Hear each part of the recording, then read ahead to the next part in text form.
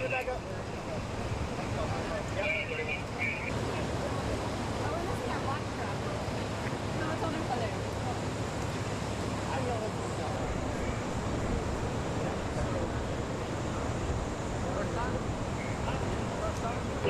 let's go where the water's real crazy. I was like... Okay, I'm going to turn it off. That was good, though.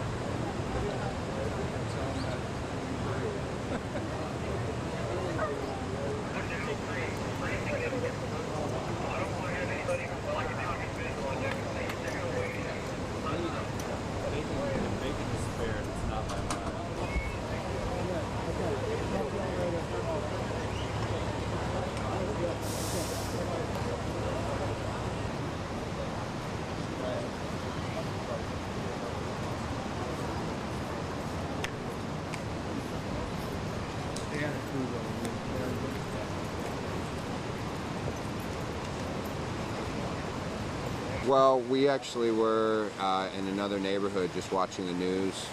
We weren't here when it started.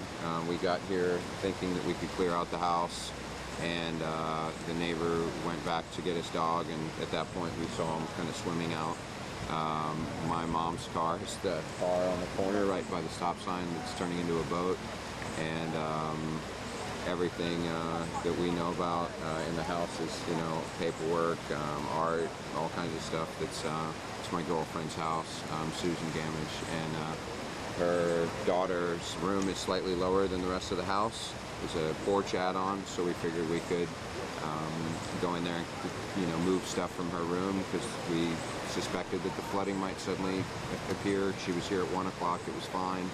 And by the time we got here, the water was too high to get back over there. And her neighbor Sam was literally swimming with his dog to get out. And so that's about the extent of it. What are you thinking right now about what the damage is going to look like when you guys get back over there? Pretty total. Sam said that the water, when he swam past the house, was a foot or two up the back windows. And it's a pier and beam house. It's a few feet off the ground already at the foundation, so that's her garage is lower than that. I have a lot of musical equipment, and I was moving from one house to another, so all my stuff was in the garage.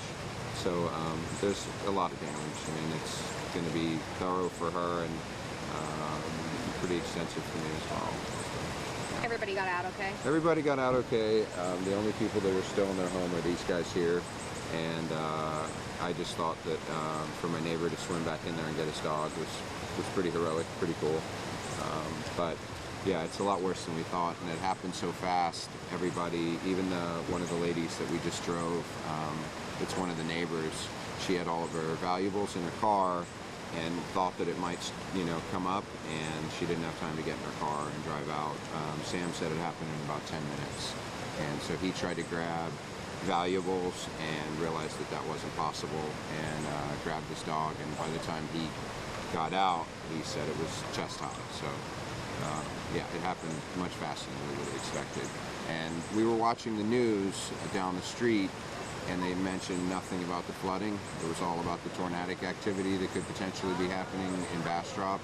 So we decided it would be smart just to get over here, since they said it would rain from 4 till 7. And by 4:15, the water had risen so much that it was impossible to get through here. To stand here and watch? Sure, it happened too fast for really any practical preventative measures. What are you guys doing about the neighbors that are still in their house over here? Are you worried about them at all? You know, it looks to be rising still, and if you look behind us, you can see that Shoal Creek and Lamar are, you know, some pretty decent rapids right now. But it's a brick house. They probably will be okay, and they're on the second floor, and it won't get that much higher since the rain's kind of slowed down a little bit. It shouldn't get that much higher, but yeah. Well, thank you so much for talking to us. I appreciate it.